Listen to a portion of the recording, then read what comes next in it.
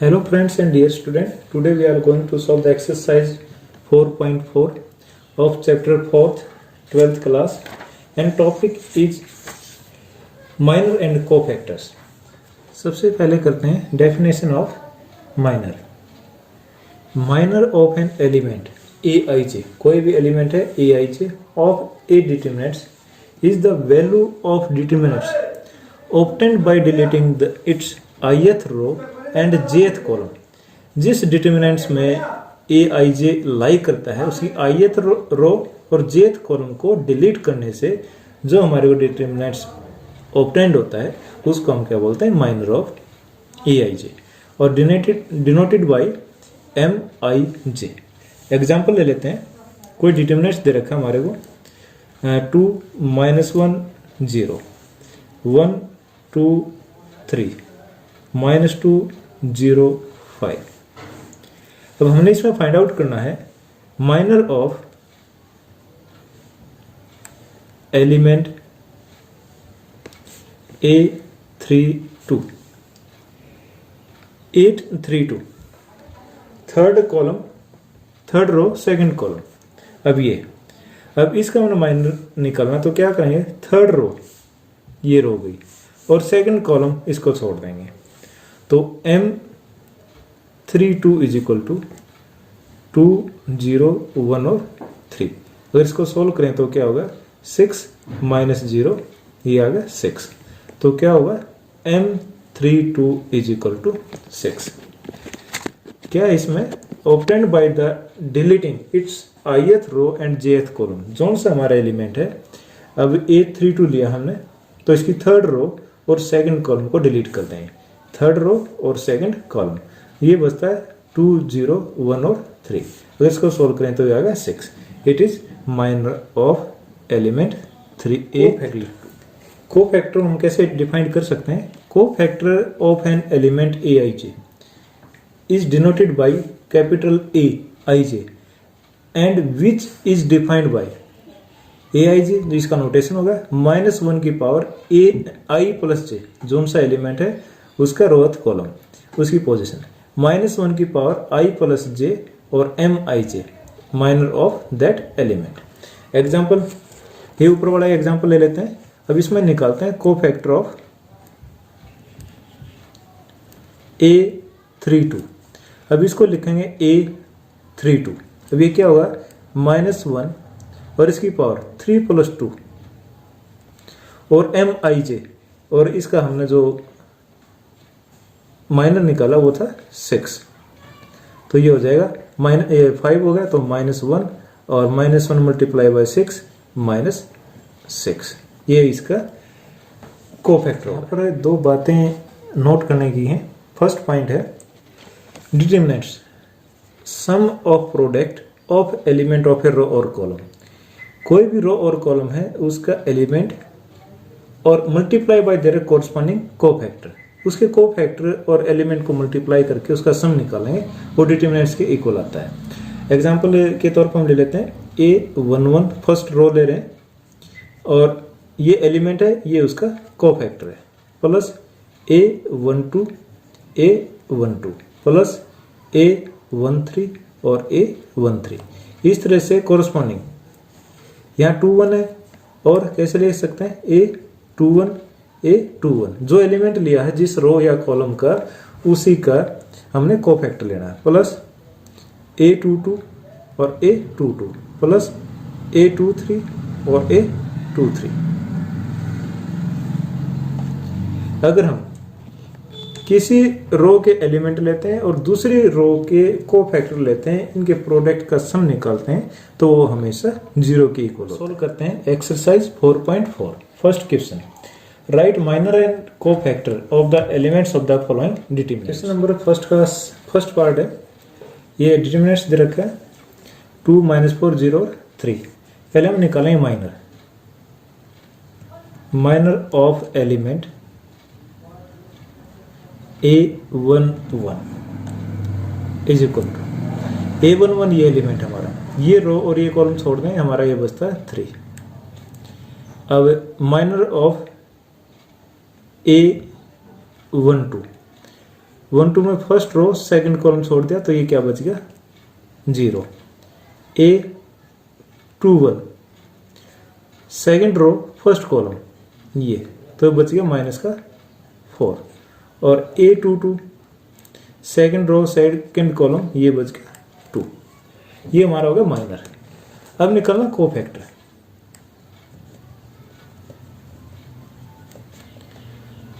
Element A11, अब इसको लिखेंगे A11। अब इसके साथ हमने लिखना है -1 इसकी पावर। A11 है तो 1 + 1 2 और मल्टीप्लाई बाई 3, ये हमारा प्लस का 3 आ गया। अब A12 1 और 2 3 तो -1 की पावर 3 और सेकंड हमारे माइनर है 0। -1 मल्टीप्लाई बाई 0 ये आ जाएगा 0। अब हमने निकालना A13 A21 -1 इसकी पावर 2 + 1 और अब इसका माइनर है -4 और मल्टीप्लाई बाई -4, ये भी माइनस ये भी माइनस, ये आ गया हमारा 4। और अब निकालेंगे A22 2 और 2 4 -1 की पावर 4 और मल्टीप्लाई बाई 2, ये +4 होगा और ये 2। अब हमारा जो माइनर है 3 0 -4 और 2 आ गया और जो हमारा कोफैक्टर है 3 0 4 और 2। अब ऐसे ही ये सेकंड पार्ट इसका। अब फर्स्ट माइनर M11 ही लिख देते हैं इसका। फर्स्ट रो और फर्स्ट कॉलम ये दोनों छोड़ देंगे तो हमारा आ गए D। M12 first row second column, first row second column तो ये बच गया B। अब M21 second row first column ये दोनों छोड़ दिए तो क्या बचता है C। और M22 सेकंड रो और सेकंड कॉलम A, ये हमारे आगे माइनर। अब कोफैक्टर निकालना है A11 -1 की पावर 2 और साथ में क्या है D, तो क्या बच गया D। A12 -1 की पावर 3 और ये आ जाएगा B और माइनस B। A21 -1 की पावर 2 + 1 3 और ये है C तो माइनस का C। और A22 -1 की पावर 4 और A तो ये +1 हो गया और ये होगा A। ये हमारे माइनर हो गए और ये हमारे कोफैक्टर। अब देखते हैं क्यों। सेकंड का फर्स्ट पार्ट है, एक 3/3 का यूनिट मैट्रिक्स दे रखा है और उसके माइनर और कोफैक्टर निकालने हैं। अब देखो M11 माइनर 1 1 तो फर्स्ट रो फर्स्ट कॉलम छोड़ दिया तो ये बचेगा 1 0 0 और 1। अब इसको सोल्व करें 1 - 0 1। M12 फर्स्ट रो और सेकंड कॉलम 0 0 0 और 1 0 0 0 1। अब ये 0 - 0 0। M13 first row third column 0 1 0 0 0 1 0 0 0 -1 0 तो ये 0 आ गया। M21 second row first column second row first column 0 0 0 1 0 0 0 1, ये भी हमारा आ गया 0। M22 second row second column 1 0 0 1 1 0 0 1, ये आ गया हमारा 1। M23 second row third column 1 0 0 0 1 0 0 0, ये हमारा आ जाएगा 0। M31 31 में 0 0 और 1 और 0, ये हो जाएगा 0। M32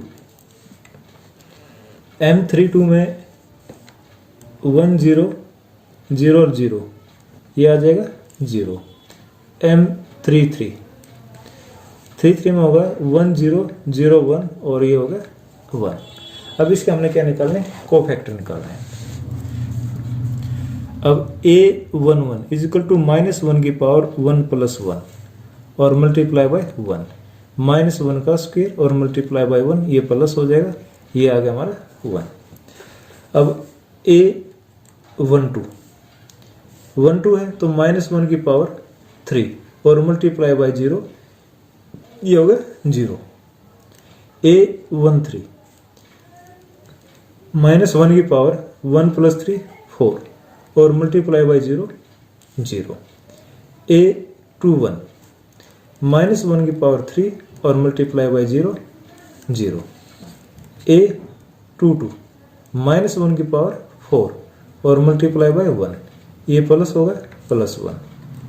A23 -1 की पावर 5, 2 और 3 5 होगा और मल्टीप्लाई बाय 0, ये आ गया 0। अब A31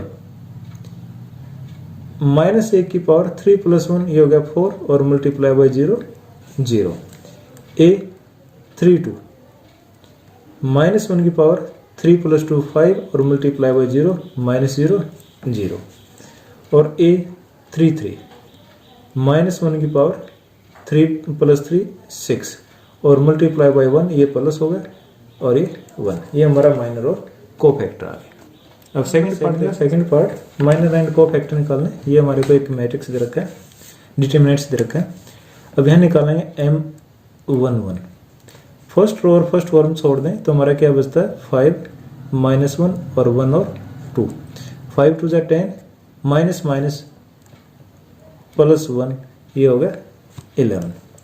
M12 first row second column 3 और -1 और 0 2 6 और -1 +1, ये होगा 7। M13 first row third column 3 5 0 1 3 5 0 1 3 + 0, ये आ गया हमारा 3। M21 second row first column 0 4 1 2, ये होगा 0 -4 -4। M22 second row second column 1 4 0 2 2 -0 2। M23 second row third column 1 0 0 1 1 0 0 1 1 -0, ये होगा 1। M31 first row third row first column 0 4 5 -1 0 -20, ये हो गया -20। M32 third row second column 1 4 3 -1 1 4 3 -1 -1 -12 और ये होगा -13। M33 थर्ड रो और थर्ड कॉलम तो 1 0 और 3 5 5 -0, ये आएगा हमारा 5। ये हमने निकाल दिया माइनर। अब कोफैक्टर निकालने हैं इसके। M11 अब A11, अब इसको हम डायरेक्ट निकालेंगे। -1 की पावर होगी 2, ये आएगा प्लस का 11। अब A12 -1 की पावर होगी 3, माइनस का आएगा -7। A13 अभी आएगा प्लस का 3। A21 ये 3 हो गया, आएगा माइनस का, ये -4 था, प्लस का 4 हो जाएगा। A22 2 2 4, ये प्लस का आएगा, ये आ गया 2। A23 5 हो गए, 2 3 5 माइनस का आएगा, ये 1 है तो -1। A31 3 1 4 प्लस का आएगा, तो ये -20 है तो -20 रहेगा। A32 3 और 2 5 तो माइनस का आएगा, तो माइनस और माइनस प्लस का 13 हो गया। A33 3 3 6 है, ये प्लस का आएगा, ये हमारा 5 रहेगा। ये माइनस और कोफैक्टर। अब देखते हैं question number 3। Using cofactor of elements of second row लेनी एवेलेट। अब इसका डिटरमिनेंट्स निकालना है जो हमारे को मैट्रिक्स दे रखे हैं, और यूजिंग द सेकंड रो। तो यहाँ निकालेंगे हम, सेकंड रो में होगा फर्स्ट एलिमेंट 2 1, तो इसका कोफैक्टर निकालेंगे। कोफैक्टर निकालने के लिए हम क्या करेंगे, -1 इसकी पावर 2 + 1, और माइनर लेना है इसका माइनर, तो 3 8 और 2 3।